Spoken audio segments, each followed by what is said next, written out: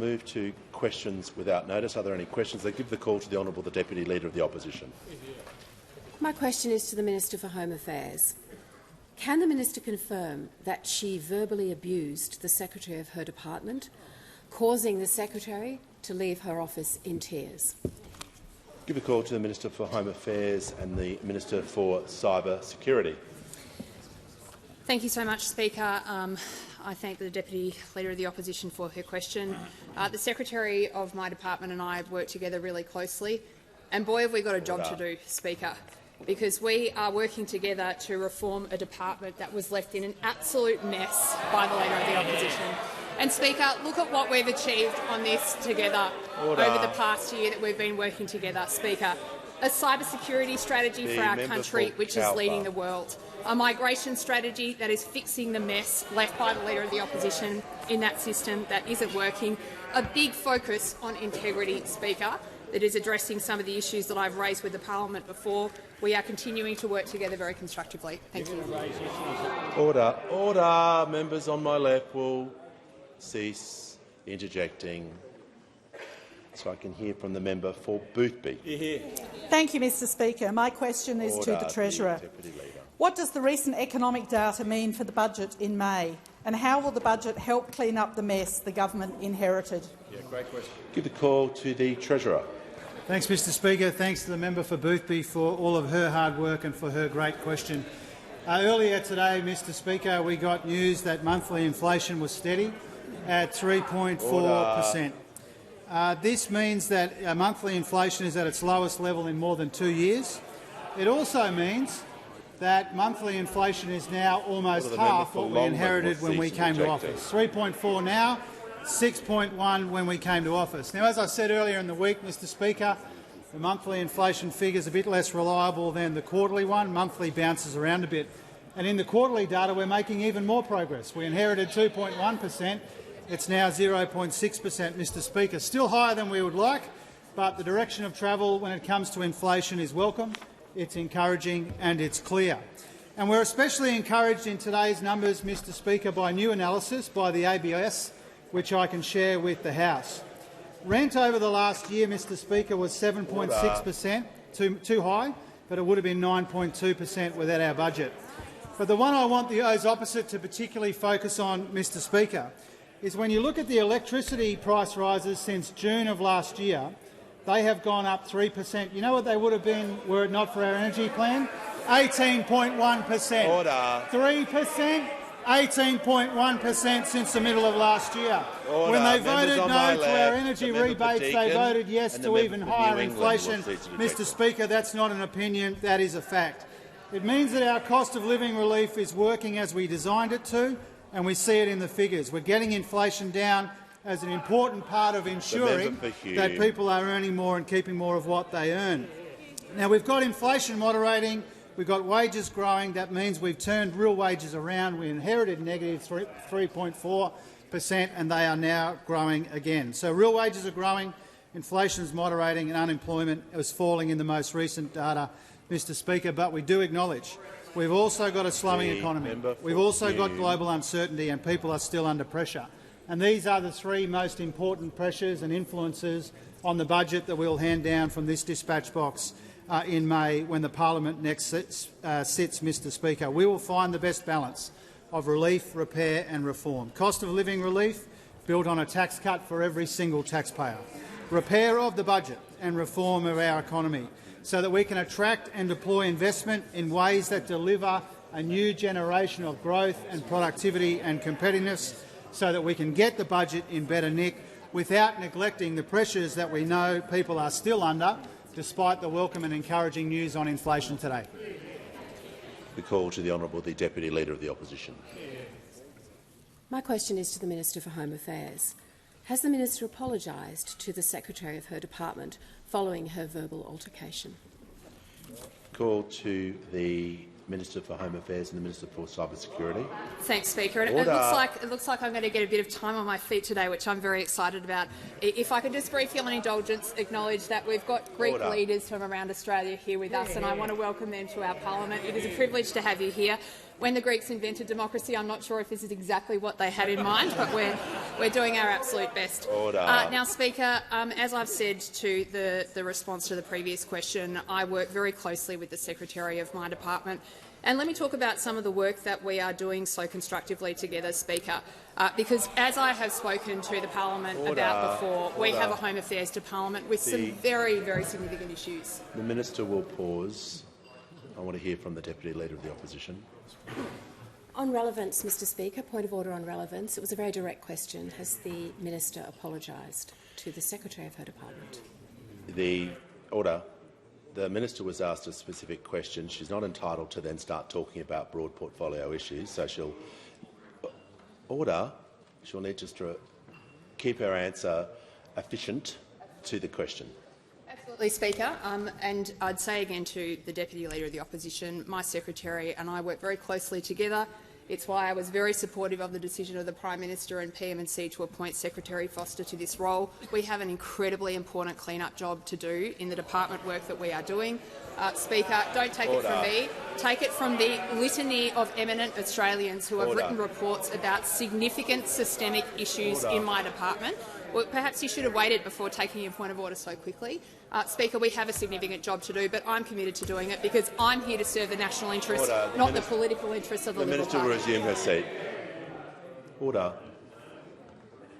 When the House comes to order, the Minister for the Environment. I'd like to hear from the member for Holt. Thank you, Mr Speaker. My question is to the Minister for the National Disability Insurance Scheme. How is the Albanese Labor government getting the NDIS back on track, making the scheme sustainable for the future generations and helping ensure every dollar is going to participants who need it? Give the call to the order. The Leader of the Opposition will cease interjecting. Order. Order. Members on my left. The member for Barker won't interject before I call the minister. The Minister for the National Disability Insurance Scheme and the Minister for Government Services has the call. Members of this House know that the National Disability Insurance Scheme is changing lives. It is perhaps one of the best achievements of our parliament in the 21st century. There's now 650,000 people receiving individual packages of support. There's now about 400,000 people who say that they earn their main income for working in the NDIS. And it is an achievement of all sides of politics. And it started by bipartisan consensus, and we intend to try and keep that. However, it is true that the scheme is moving off track. The experience recorded by participants is that it isn't always consistent, it's not always equitable, and it's not always transparent. There are some unethical service providers, a minority, who are taking advantage of participants in the scheme. Indeed, it also faces the risk of becoming the only lifeboat in the ocean. And what I mean by that is that the NDIS is now viewed to try and solve all issues for all people with disability in Australia. As a result, it's been growing faster than projected. Now, since the election, we've been getting on with improving the scheme. We've created a fraud task force. We've put people with disability in leadership positions in the agency, and also we've commenced a root and branch review which concluded in December of last year. Also significantly, our National Cabinet of the Prime Minister and Premiers agreed to achieve an 8% target growth in 3 years. Also, the National Cabinet's agreed that one way that we improve the future of the scheme is to build services for Australians with disability outside the NDIS, and that we would introduce legislation in the first half. And I'm pleased to advise the House that today we have introduced the draft bill. This bill is the result of a year and a half of consultation, of talking to people about how the scheme can be best improved, and I acknowledge the interest of members of the House in the scheme because I've received 782 individual matters from MPs about issues to do with the NDIS. The bill contains a series of initial measures, how we can have better planning, better assessment, better cost controls and build supports outside the scheme. So the bill is important, but it is not a fait accompli, and we don't put it forward on the basis that we don't want to hear the voices of the opposition and people with disability in coming weeks. There will be anxiety amongst people with disability whenever you talk about changing the scheme. The scheme, for all its imperfections, is the best chance that many families have and people have of having a better life. So in adopting the process of change, I want to reassure participants on the scheme, people who work in the area and the broader Australian people, that we will work through these in a consultative, collaborative manner. But I also say that the option of doing nothing is not an option. We say to people with disability, we won't seek change in fear, but we shouldn't fear to change. This scheme's too important for future generations. Before I call the member for Clark, I just have a number of acknowledgements to do. He will get the call. I'm pleased to inform the House today that in the gallery today are Ministers Rhys Whitby and David Michael from the Western Australian Parliament, Mrs Jane Pearce, the member for Lytton, and a delegation from Thailand participating in the Canberra Fellowship Program hosted by DFAT. And I too would like to welcome our friends from the Greek Australian community. Welcome to Question Time. Give the call to the honourable member for Clark. Speaker, my question is to the Prime Minister. Prime Minister, why has your government twice prevented me from tabling these documents, which contain evidence of appalling misconduct by AFL executives and some team staff? Why are you trying to keep them secret? Or can I walk down and give them to you personally right now? Order. Prime Minister has the call. Thanks, Mr Speaker. I thank the member for Clark for his question. I note that walking around the chamber is disorderly, but I do note that the member for Clark has always had access to me, as other members of parliament do. I have not. There isn't a member of parliament here, including over there, up there, or behind me, who has asked to see me or made a phone call who has not had a call returned. Not one. Not one. That's the way that I deal with parliamentarians. I deal with senators the same, with respect. In general, we have an approach that when documents are requested to be tabled, if people want that, the normal process would be to ask, when I was a member of the opposition and wanted something to be tabled, if I was serious about getting it tabled, I would ask, show it to the person who was the person at the dispatch box, and receive that. But I am aware that the member for Clark has made allegations. Those allegations, I'm not aware of whether they are correct or not.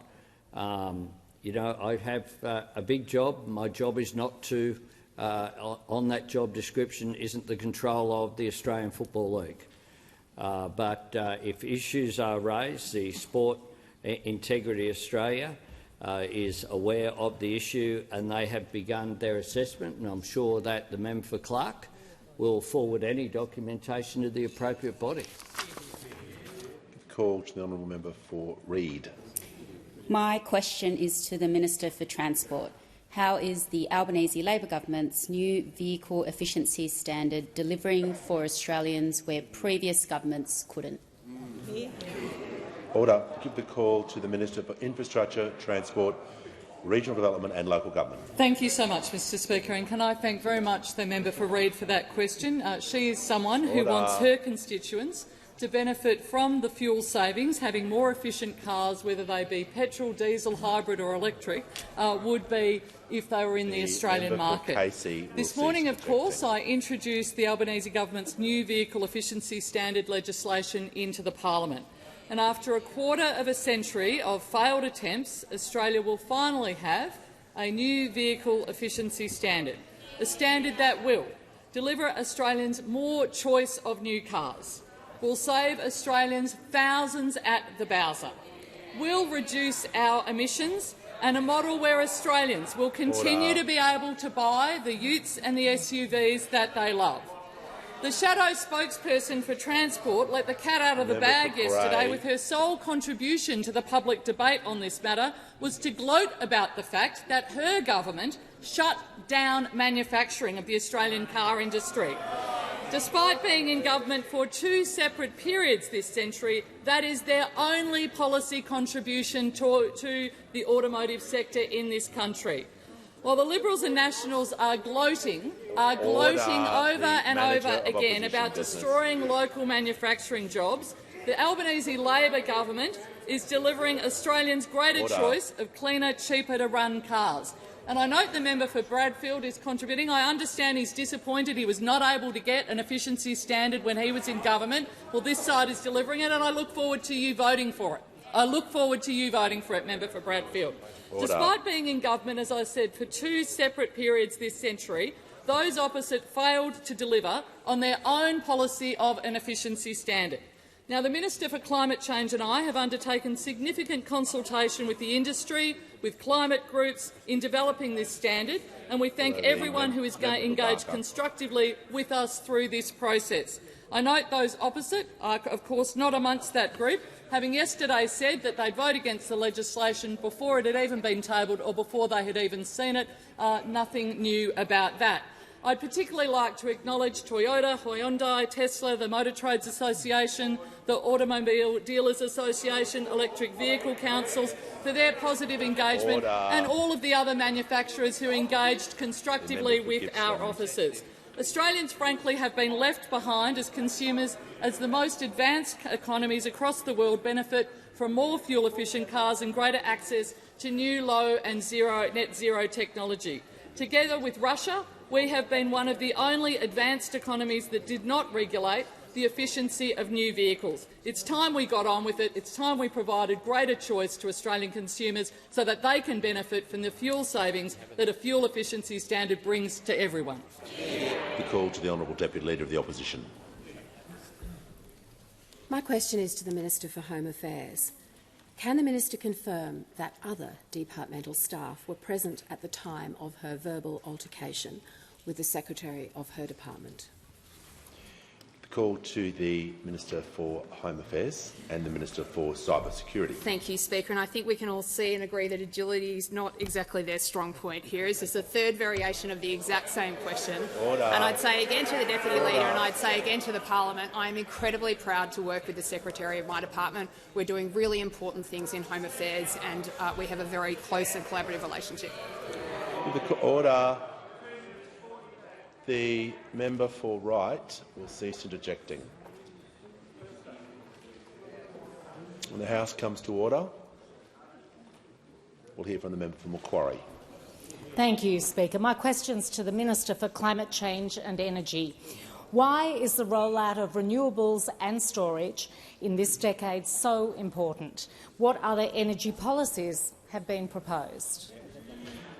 Call to the Minister for Climate Change and Energy. Well, thanks very much, Mr Speaker. I thank my honourable friend for her question and, of course, her very strong climate leadership in her electorate and here in Canberra. And she knows, the honourable member knows, as do experts and the Australian Energy Regulator and the Australian Energy Market Operator and so many others, that rolling out renewables and storage over this decade is critical, not just for reducing emissions in this vital decade, but because it's the cheapest form of energy available, therefore it puts downward pressure on bills, and it's important for jobs and job creation. And also, Mr Speaker, it's very important for reliability. As coal-fired power stations get older, we need to replace them. It's very important for reliability. Now, as I said, that is why it's important that our 5.9 gigawatts of new renewable energy over the last year and record storage deployment has been rolled out. Now, the honourable member asked me about alternative approaches, and the alternative approach that's been proposed by those opposite is nuclear. Now, nuclear might have some other challenges in rolling out across the country. Now, the Leader of the Opposition has been saying recently that business needs to speak up, business needs to talk out. The Leader of the Opposition said, I think CEOs have a moral obligation to speak up about what's happening in the economy. Well, based on the previous answer, he believes that unless they disagree with him. And I might have some bad news for the Leader of the Opposition, because the Chief Executive of one of Australia's largest energy companies, AGL, was asked about nuclear recently. And he said, and I quote, "The cost, build time and public opinion are all prohibitive on nuclear." And then we had one of the country's largest energy users, Tomago Smelter, in the Hunter, asked about nuclear. And Mr Selvaraj of Rio Tinto said, as far as we can see, all validated and independent data that exists on cost today say that nuclear is very expensive source of energy, and I think in Australia certainly we've got low-cost wind and solar, and we're going to run with that. So you've got one of the country's largest energy suppliers and one of the country's largest energy users saying it takes too long. Now, Mr Speaker, that's before we even get to where they will go. And the location. We've had those 12 brave souls say not in their electorate. And we've also seen a speculation there'll be a nuclear power station at Anglesey in Victoria. But the Leader of the Opposition's office cleaned that up on the Surf Coast Times on the weekend. I read it every weekend. And the Leader of the Opposition's office issued a statement which said, and I quote, "Attempts to suggest the coalition has any sort of nuclear plan are irresponsible and incorrect." So there we go. Any sort of nuclear plan is irresponsible and incorrect. Maybe they got it right because they've got a thought bubble, but they certainly don't have a plan. Give a call to the honourable. Order. Members on my left. The member for New England is continuously interjecting. He's now warned, so no more interjections from the member for New England. Give the call to the honourable, the Deputy Leader of the Opposition. My question is to the Minister for Home Affairs. On 12 February, the Department of Home Affairs told Senate estimates that 149 criminals, including 7 murderers, 37 sex offenders and 72 other violent criminals, had been released from immigration detention.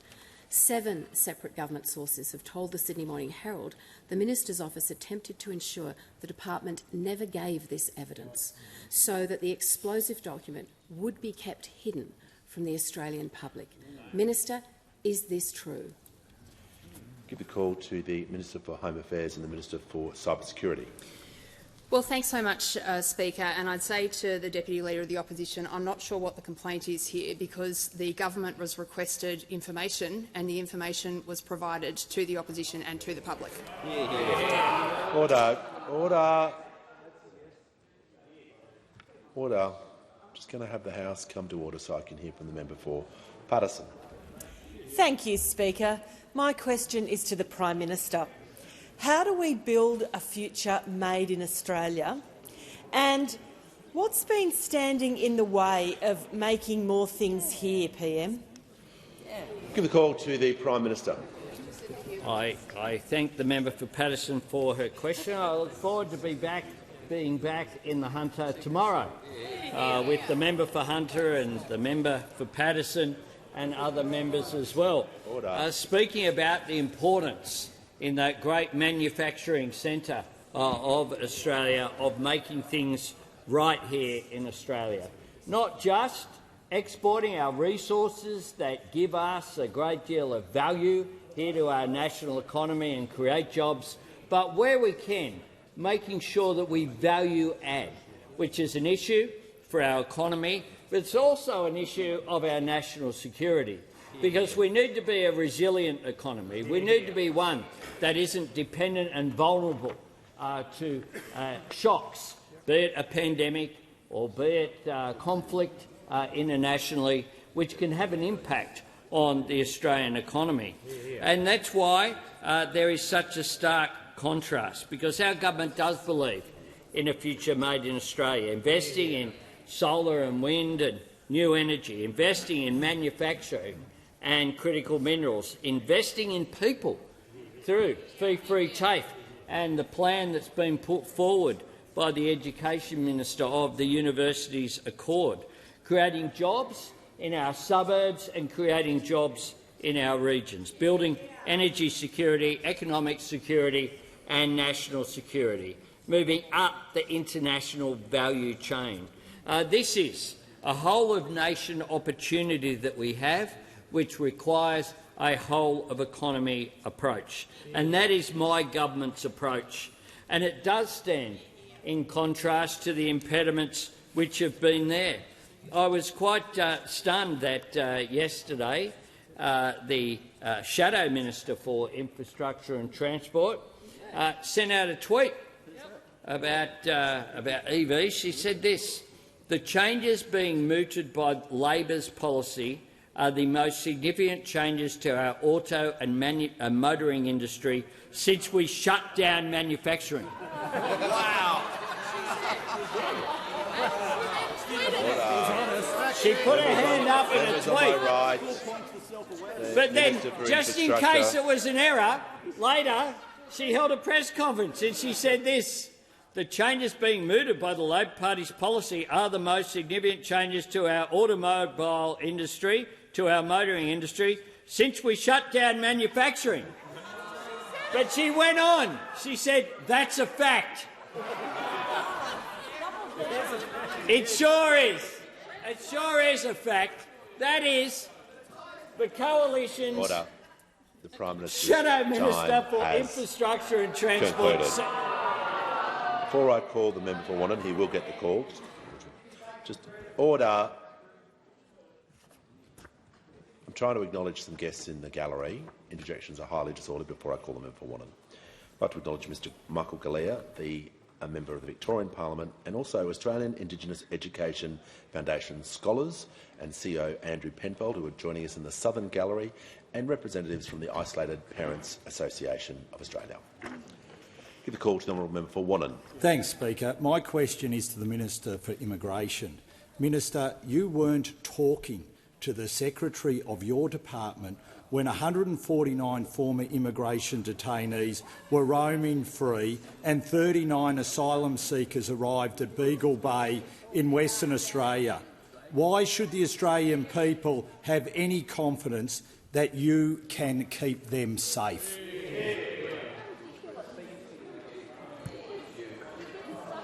I'm just not sure if that was a statement or a question at the beginning part, but I'll just hear from the Leader of the House. There was a question. There was a question at the end of the statement.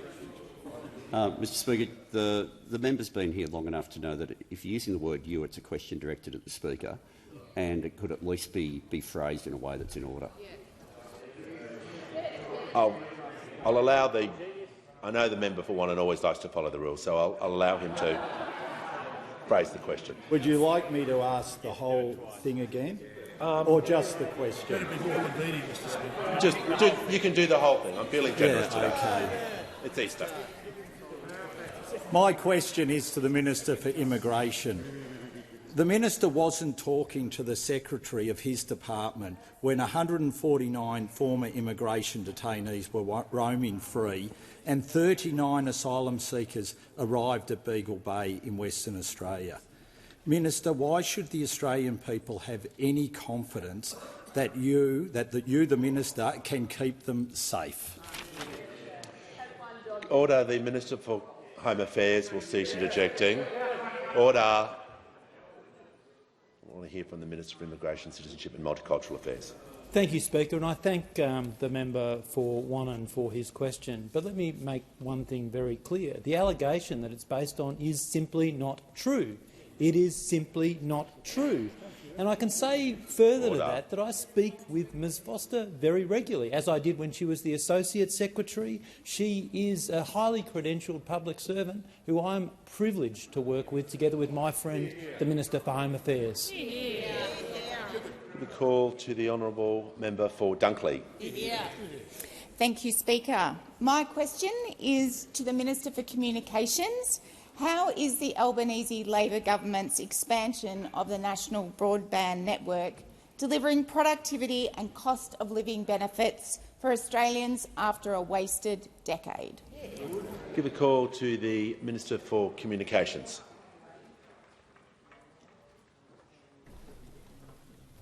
Thank you, Mr Speaker, and I thank the member for her question. Labor founded the National Broadband Network to provide fast, reliable and affordable broadband to all Australians, and we are delivering on our vision of a world-class fibre network. The Albanese government is investing $2.4 billion over 4 years to give more households and businesses full fibre access, and we are making swift progress. Upgrades are underway across the country, with NBN announcing this week that 2 million premises in New South Wales and Victoria can now order a full fibre upgrade. And I'm pleased to inform the member that there are some 43,000 premises in her electorate of Dunkley that can get a high-speed fibre connection. And the upgrades include 660,000 homes and businesses in the regions that are currently on slower, less reliable copper wire. Full fibre upgrades boost the reliability of services and the productivity of our homes and businesses, helping give back precious time in the day as well as cost savings. The upgrades support the fast-evolving ways in which Australians work, study and interact. For instance, the average home now hosts some 21 internet-connected or smart devices, and data usage in Australia has increased 10 times over the past 10 years. And that's why fibre is so important, because it can deliver speeds 18 times faster than the average copper connection, has less latency and is less likely to drop out. The productivity and efficiency gains are so significant. Research commissioned by NBN Co shows Australians can save more than 100 hours and $2,580 per year in avoided travel time and costs in working from home and undertaking tasks online. But, Mr Speaker, this was lost on those opposite, because during their wasted decade, their oversight of the NBN was a masterclass in economic and technical incompetence.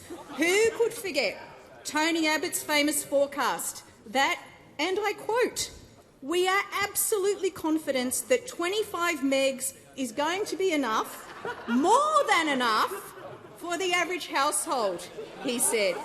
Mr Speaker, it is only a Labor government that can be relied on to invest in the long-term infrastructure that Australia needs to help with cost of living, improve our national productivity and support our businesses to be globally competitive.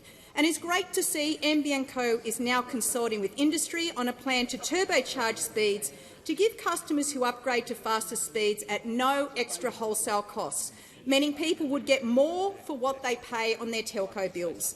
Only Labor can be relied on to provide meaningful help with cost of living.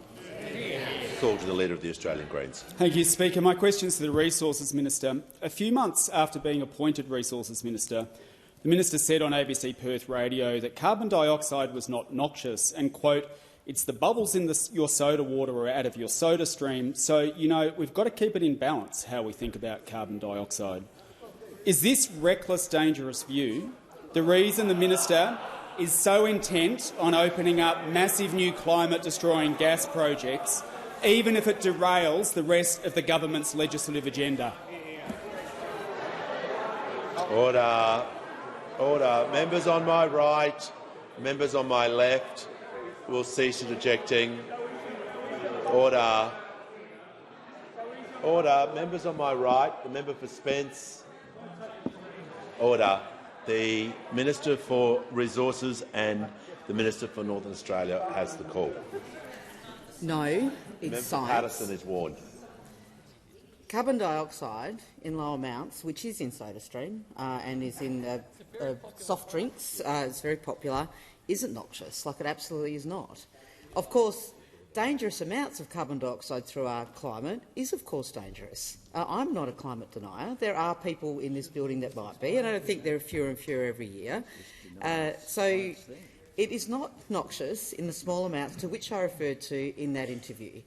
Dangerous amounts of carbon dioxide causes global warming, and that is why this government has taken steps immediately upon becoming elected to introduce measures. We've passed many bits of legislation, the safeguards mechanism, the climate targets, the vehicle emission standard scheme that is going through the parliament right now. And I would remind the Leader for the Greens political party, exactly what his party has done in the past. It is the party of the Greens political party that came into this parliament and voted against the CPRS many years ago. Oh, yeah, you might laugh, member for Melbourne.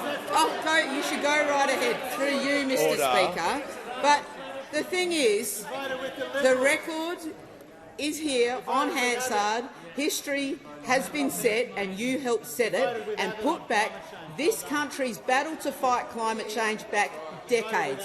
So I say to the Leader of the Greens political party, you get exactly what you deserve. Your party has made this happen all on your very own, for your very own political purposes.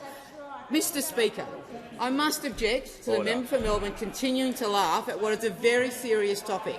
This government is taking action from the moment we got elected as a party of government, not a party of protest like the Greens political party, to take action to address dangerous climate change. And the leader of the Greens political party comes in here and has a little chit-chat about SodaStream and bubbles that might be in Coca-Cola and other soft drinks, as if it's the same thing as dangerous climate change caused by carbon dioxide. Through you, Mr Speaker, the Greens political party and its leader has gone too far. You're ridiculous and you should just stop it. Order. Order. I remind all members. Order. Order. Members on my right will cease interjecting. Order. No, order. The House is going to come to order so I can hear the next question. That sort of behaviour is completely unacceptable. Order. Every member is entitled to ask a question of their choice, and they should be respected in their right to do so. The House comes to order. I'll hear from the member for Pearce. Thank you, Mr Speaker. My question is to the Deputy Prime Minister. How is the Albanese Labor government investing in defence to keep all Australians safe? What does this mean for South Australia and Western Australia in particular, and what other approaches have been rejected? Give a call to the Deputy Prime Minister and Minister for Defence. Thank you, Mr Speaker. The Sovereign Submarine Partnership, which was announced last Friday with the US and the UK, will transform industry in South Australia and in the member's own home state of Western Australia. The Defence Minister will pause. We are 10 seconds into an answer. The member for Casey has been interjecting all week. He's going to leave the chamber under 94A. This is completely unacceptable when a minister has just begun within seconds to start yelling. It's highly disorderly and highly disrespectful. The Deputy Prime Minister has the call. Thank you, Mr Speaker. At the Osborne Naval Shipyard in Adelaide, at full production, there will be 4,000 to 5,000 people building our future submarines, and in combination with those building our future frigates, the Osborne Naval Shipyard will be home to 7,000 highly skilled workers. And to enable this, the government is investing in a skills academy which will be situated at Osborne and modelled very much on the training academy of BAE at its facility at Barrow in Furness. And in Western Australia, ASC is standing up a workforce of 500 people to sustain submarines as part of the Submarine Rotational Force West, and that is happening right now. There are employees of ASC on their way to Hawaii to gain valuable experience. Indeed, by next year we will see a target of 100 employees of ASC working and gaining experience at Pearl Harbor. And that's in addition to the 1,200 people that will be needed at the future Henderson Naval Precinct to build Navy's future platforms, including our general purpose frigate. And to see that happen, we're working closely with South Metro TAFE in Perth to build the necessary skills. This is a future made in Australia to secure Australia, high-skilled, high-wage jobs.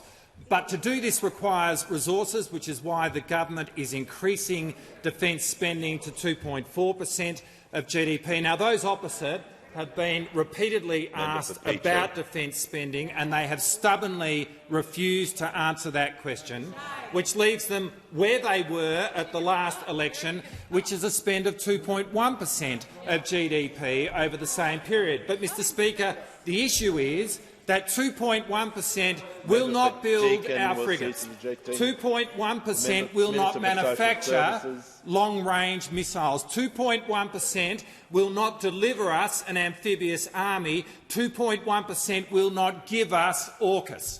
Those opposite stand for cuts to defence spending, and with it they stand for cuts to jobs in South Australia, in Western Australia, in the shadow minister's own electorate. But much worse than that, those opposite now stand for compromising Australia's national security. Well, the Albanese government is committed to increasing defence spending to deliver our future submarines to keep Australians safe. Give the call to the Honourable the Deputy Leader of the Opposition. My question is to the Minister for Home Affairs, and I refer to media reports about interactions between the Secretary of the Department and the ministers she serves. The Minister for Immigration was asked about these reports and gave a clear denial. I ask the Minister again, did she verbally abuse the Secretary, causing the Secretary to leave her office in tears? Call to the Minister for Home Affairs and the Minister for Cybersecurity. Speaker, this question has been asked in a number of different ways. I've answered it in a number of ways, all of which have been accurate. And I'd say to the Deputy Leader of the Opposition, I enjoy a very close and warm relationship with the Secretary of my department. She is a public servant of decades of standing, serving the national interest in our government. It's why I supported the Prime Minister's decision to appoint her to this position, and we continue that warm and collaborative relationship. Order. Give the call to the Honourable Member for Hunter. Thank you, Mr Speaker. My question is to the Minister for Health. How is the Albanese Labor government making it easier for all Australians to access affordable health care after a decade of cuts and neglect? Call to the Minister for Health and Aged Care. Well, thank you, Speaker, and I thank the member for Hunter for his question and for all his hard work delivering cheaper, better health care in the Hunter Valley. Things like establishing the Cessnock Urgent Care Clinic and resurrecting the terrific GP access after-hours service in that area.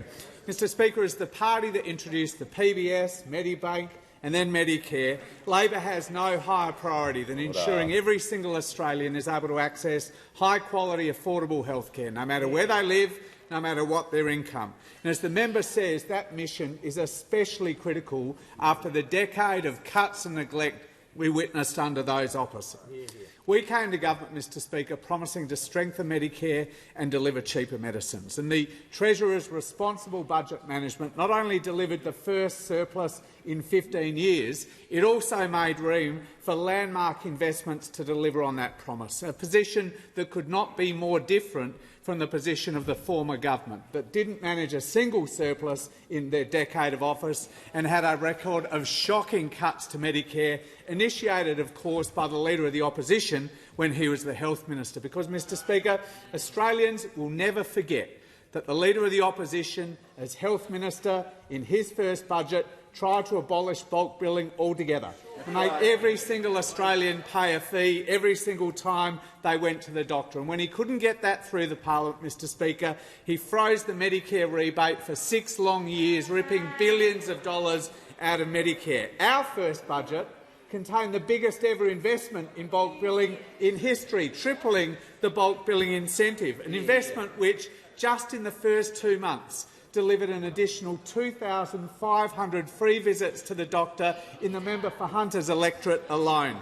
The Leader of the Opposition's first budget also, as Health Minister, tried to jack up the price of medicines by up to $5 a script, the centrepiece of his Dearer Medicines policy. In under just 2 years, we've managed to lower the annual medicine bills for millions of pensioners, the biggest cut to the price of medicines in the 75-year history of the PBS, and 60-day scripts for common medicines, saving patients time as well as even more money, Mr Speaker. And of course, no one will forget the Leader of the Opposition, as Health Minister, tried to rip $50 billion out of our public hospitals.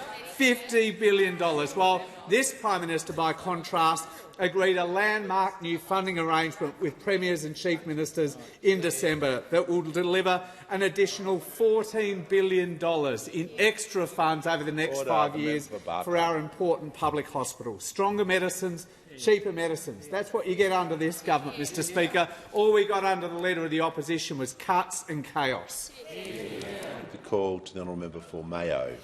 Thank you, Mr Speaker. My question is to the Minister for Health and Aged Care. Minister, my constituents tell me that there is a 700-patient wait list for the shingles vaccine at just one GP clinic on the Mayo South Coast, and it's reported that that clinic is limited to receiving just 15 vaccines at a time. As Minister, what urgent steps are you taking to ensure that older and vulnerable Australians who need this vaccine are able to gain access in a timely manner? Call to the Minister for Health and Aged Care. Thank you, Speaker, and I thank the member for Mayo for her question, her interest in healthcare, and drawing attention again to the House to the very significant investment that we've made in listing the Shingrix vaccine very, very quickly after the first recommendation was made by the Pharmaceutical Benefits Advisory Committee late last year. This is really a life-changing vaccine, particularly for older Australians. It's not often well understood enough just how debilitating a case of shingles can be, particularly for older Australians, but also for younger Australians who may be immunocompromised. The supply arrangements that we came to with the company, with the new Shingrix vaccine late last year, was modelled on the usual basis that we model these things, with ABS data and an analysis of likely uptake. And we have, I don't have the numbers off the top of my head, for the member for Mayo, but we ordered literally hundreds and hundreds and hundreds of thousands of doses, recognising that there would be a very significant interest among older Australians to access this vaccine. Now, I've been engaging very closely, not just with my department, but also with state and territory authorities state governments have responsibility for distributing vaccines under the National Immunisation Program to access points, which are essentially general practices and pharmacies. We've been working very closely with them, including in South Australia, where there's probably been more public attention around this question than in other jurisdictions. I haven't had advice for a few weeks, but the latest advice I got was that supply constraints or supply issues were being resolved in all jurisdictions. We've got hundreds and hundreds of thousands of additional doses that are coming into Australia over the course of the first half of this year. Many of them landed in February. I haven't had an update to suggest that there are additional supply issues for some weeks. I'm concerned that the member for Mayo has raised that. I'd be very interested in having a discussion with her offline, because I'm absolutely determined to make sure that as many Australians as possible get access to this life-changing vaccine. Give a call to the member for Tangney. Thank you, Mr. Speaker. My question is to the Minister for Education. Why do we need to build a better and fairer education system, and what is standing in the way of that? Thank you. Give a call to the Minister for Education. Thanks, Mr. Speaker, and can I thank my friend, the terrific member for Tangney, for his question. Mr. Speaker, we want Australians to earn more and keep more of what they earn, and that means pay rises and tax cuts. Pay rises and tax cuts. And for a brand new teacher in New South Wales at the moment, they're now on $85,000 a year, the highest paid teachers in the country. And from the 1st of July, they'll get a tax cut of more than $1,800. That's good news, because our teachers do an important job, the most important job in the country. And that job has got a lot tougher in the last 10 years. In the last 10 years, we've seen teacher shortages go up. And over the last 10 years, we've also seen the number of kids finishing high school go down. Not everywhere, but in our public schools. We've seen it drop from 83% down to 76%. And, Mr. Speaker, it's no surprise that this has all happened after the Liberal Party ripped the guts out of Gonski funding. We've got a big anniversary coming up, because in 7 weeks' time it'll be 10 years since the Liberal Party ripped more than $20 billion out of public schools in this country. Remember that cigar-chomping budget? And guess who was on ERC at the time? Old Smiley over there, the opposition leader. You know, the health minister talked about... Order. The member for Moreton is warned. The Treasurer will cease interjecting, and he is warned as well. People cannot interject when someone is taking a point of order. I don't know how many times I have to tell that. Every member is entitled to take a point of order, including, especially, the Manager of Opposition Business, and he has the call. Mr Speaker, there are standing orders about the respectful way in which parliamentarians are supposed to speak about each other, and this minister has breached that. Order. Order. Members on my right. Yeah. Order. This is an issue that I'm very exercised about too. The Leader of the House. Mr Speaker, this would be the first time ever someone's taken offence to being accused of smiling. Look, I'm not going. Order. I'll deal with it. All right. I'll hear from the manager. Order. Members on my right. The manager is right to raise a point of order. As the Leader of the House would be well aware, Standing Order 90, amongst other things, all imputations of improper motives to a member or personal reflections on other members should be considered highly disorderly, as well as a range of other standing orders. Order. We don't need sound effects from those on my right. The member for Swan and the member for Reid can stop interjecting immediately.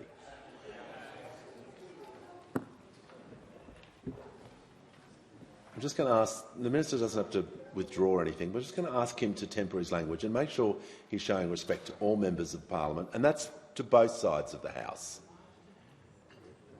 Everyone has titles. Everyone's earned titles to be here. Just asking everyone to show each other respect. The Minister for Education has the call.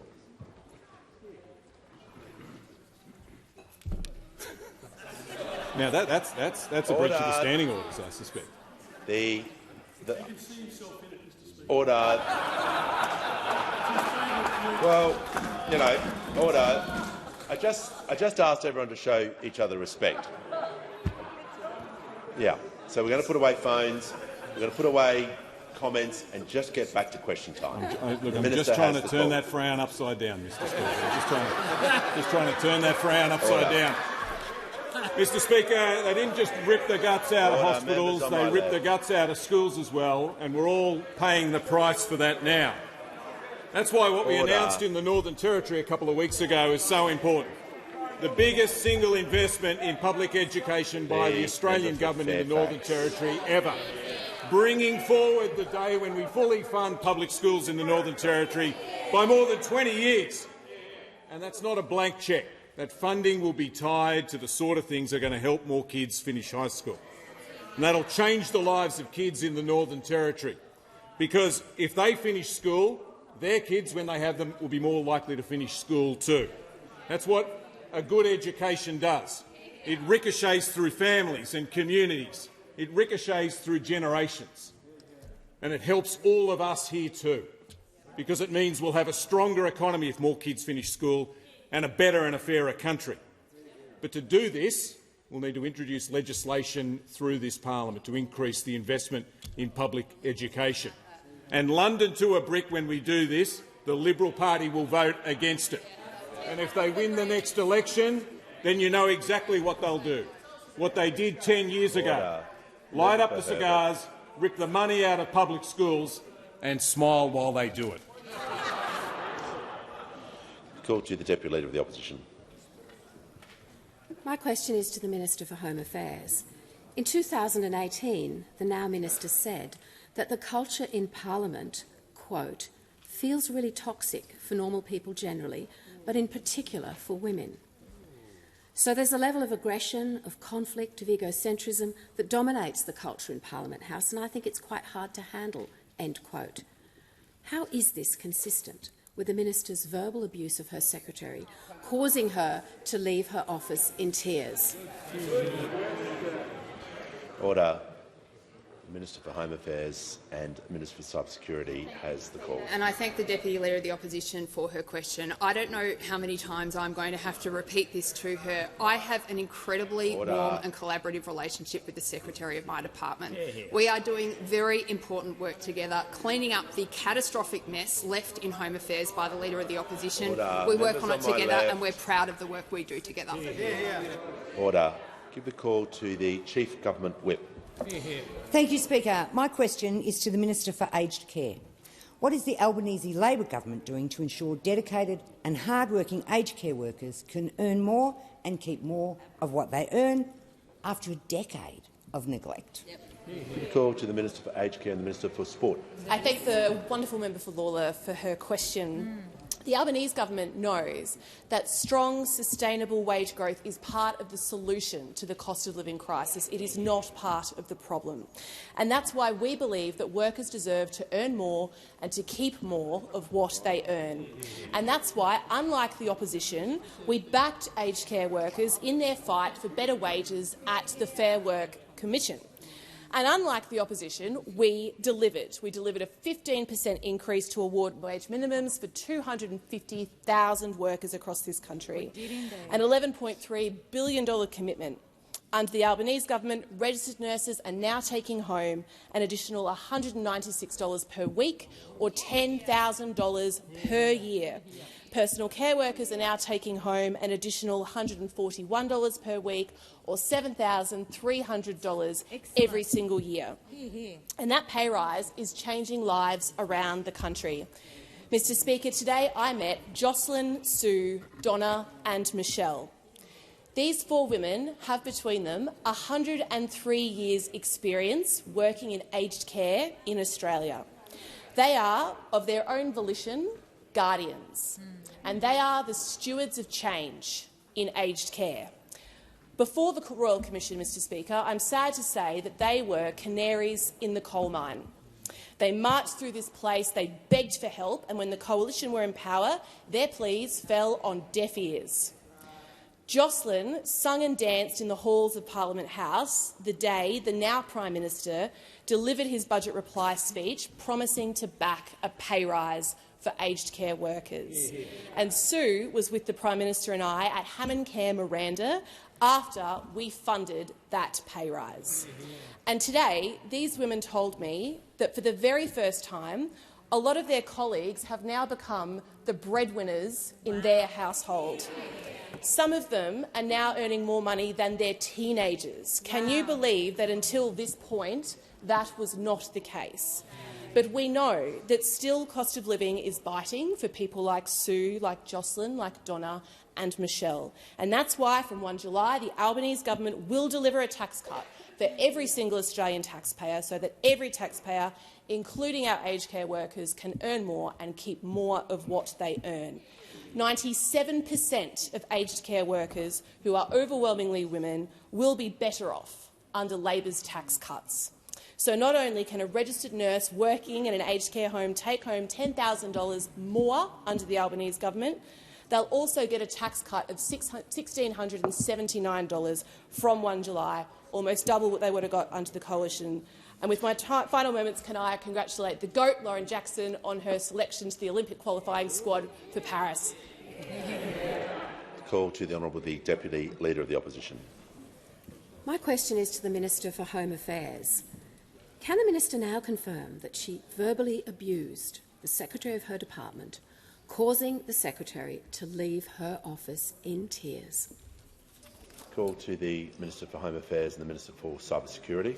Yeah, and I'd say again to the Deputy Leader, with respect, she has now asked me the same question about 5 times, and I'm going to give you the same answer. And the answer is that Secretary Foster and I enjoy a very warm and collaborative relationship. We have an enormous job to deal with because we are together managing a department which was left in a catastrophic mess by the Leader of the Opposition. Cyber security, immigration, parts of national security that needed a big clean-up effort. We're working on it together. We do that in a warm and concluded her answer. Give the call to the honourable member for Higgins. Thank you, Speaker. My question is to the Prime Minister. Why is the government rejecting nuclear energy for Australia? Could the Prime Minister compare and contrast the government's reasons for this decision? Give the call to the Prime Minister. Thanks very much, and I thank the member for Higgins for her question. My favourite ever member for Higgins, I must say.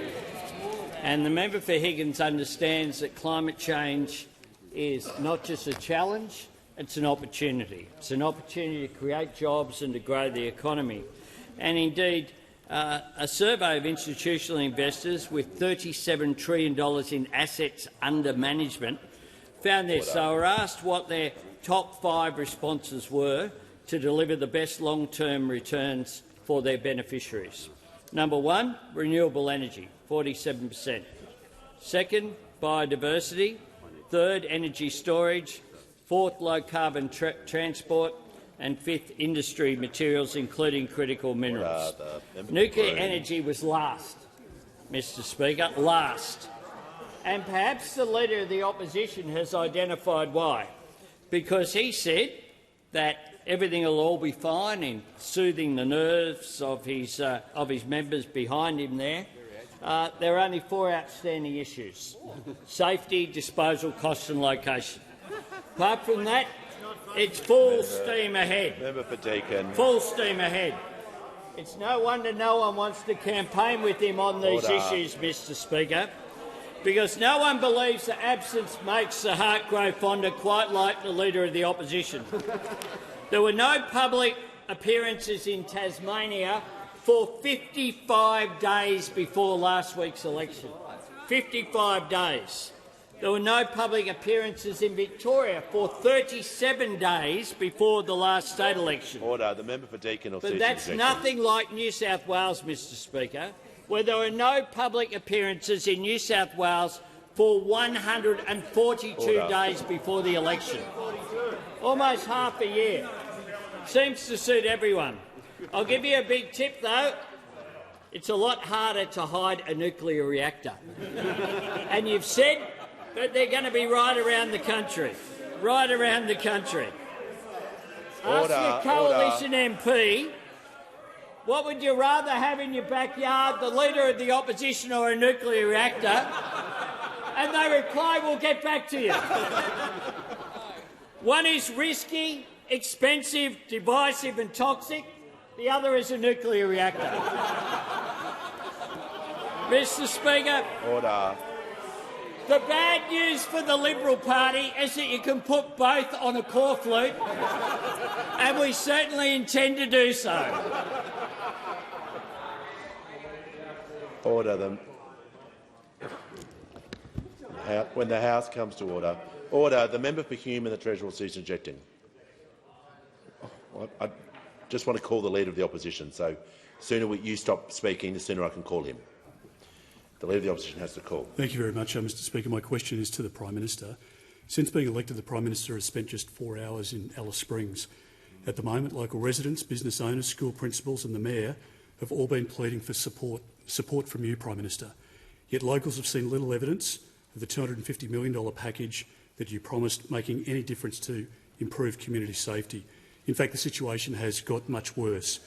Children are committing serious crimes, sexual abuse is at a record high, juvenile crime and domestic crime and abuse is at a record high. When does the Prime Minister intend to visit Alice Springs? Order. Prime Minister has the call. Thanks, Mr Speaker. I have visited Northern Territory, including Alice Springs, more than the 3 previous Liberal Prime Ministers combined. In 2 years. Order. In 2 years, Mr Order. Speaker. No, the Prime Minister will pause. The Leader of the Opposition has asked his question. He was heard in silence. Order. Members on my left, we're just going to hear the Prime Minister. It's a serious question. We're going to listen to the answer. Order. Prime Minister has the call. And just last week, Mr Speaker, I took the entire Cabinet to the Northern Territory, and we had ministers in Alice Springs, in Katherine, in remote Northern Territory as well. And I visited a remote community to commit to $4 billion to fix housing in remote communities, something that was never done by those opposite who, when they were in government in the 2014 budget, ripped money out of. Just like in their last budget, in 2022, they left funding going off a cliff, including in Alice Springs for community organisations, for organisations that look after women's safety, for organisations that look after children. All of the funding stopped on June 30 of that year, and we had to engage and find money, including $250 million, which we have done with our Better, Safer Future for Central Australia plan. We are delivering. Order. The Prime Minister will put the Leader of the Opposition will withdraw that comment, so we can continue on. I withdraw. The Prime Minister in continuation. A bloke who barely leaves his office, doesn't get out and about, The member for Latrobe. except for his Wednesday night appearance on Sky News. Order. The Prime Minister will pause. The Leader of the Opposition, a point of order. Well, Mr Speaker, it's on relevance. I know the Prime Minister's got a glass jaw. He was there for 4 hours. Resume your seat.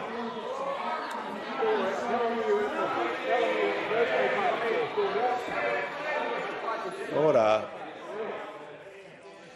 The Leader of the Opposition knows that's an abuse of process. I've been very lenient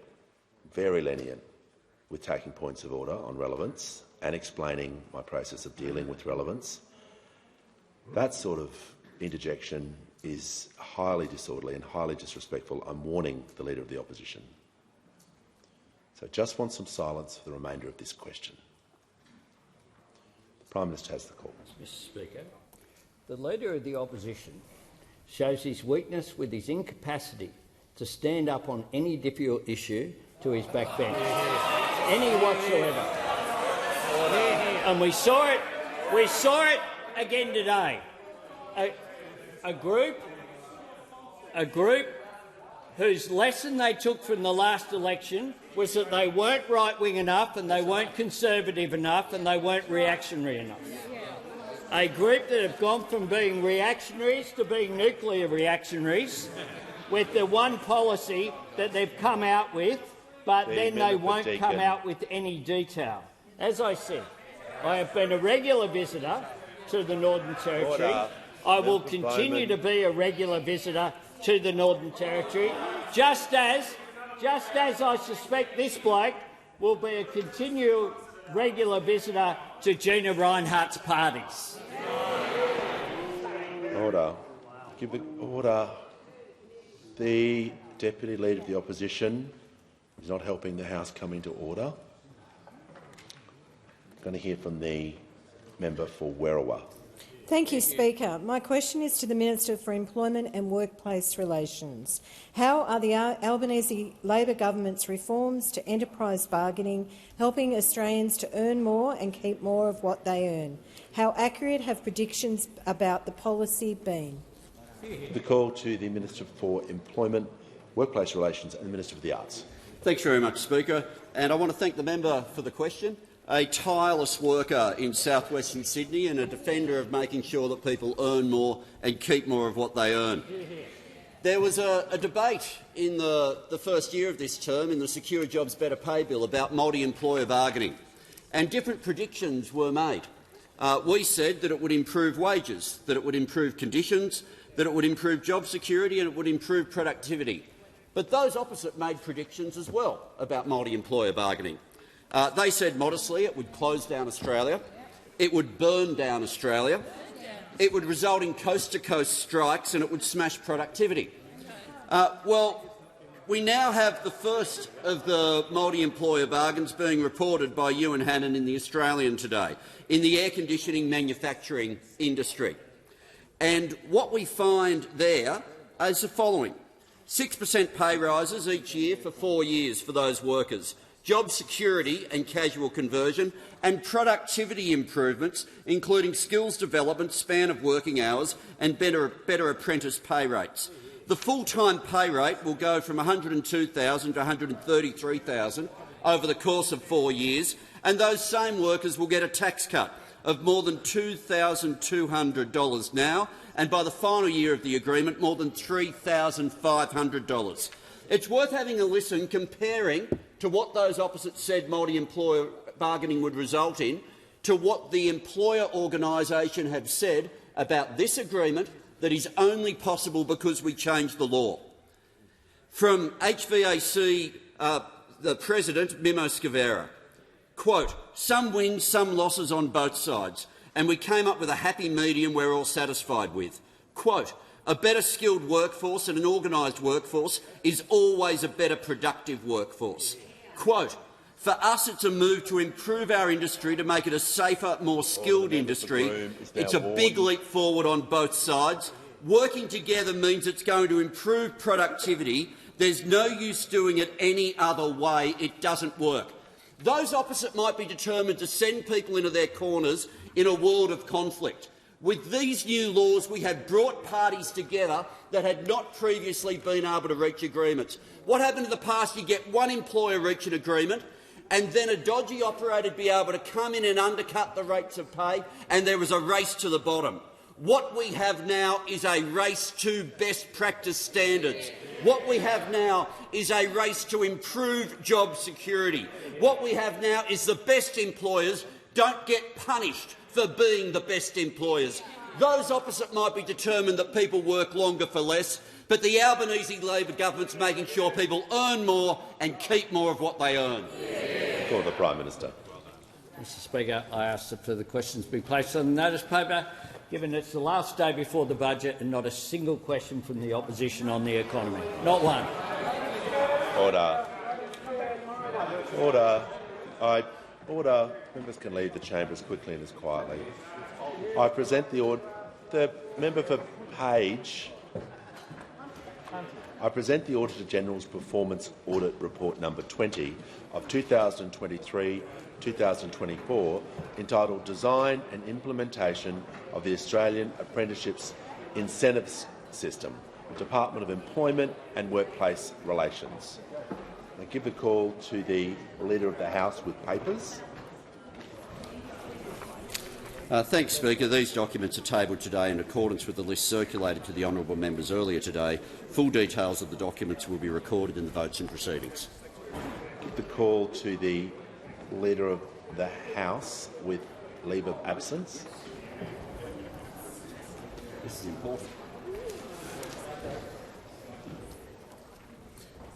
Mr Speaker, I move that leave of absence be given to every member of the House of Representatives from the determination of this sitting of the House to the date of its next sitting. I'll put the question. Those opinions say aye. Against no. I think the ayes have it.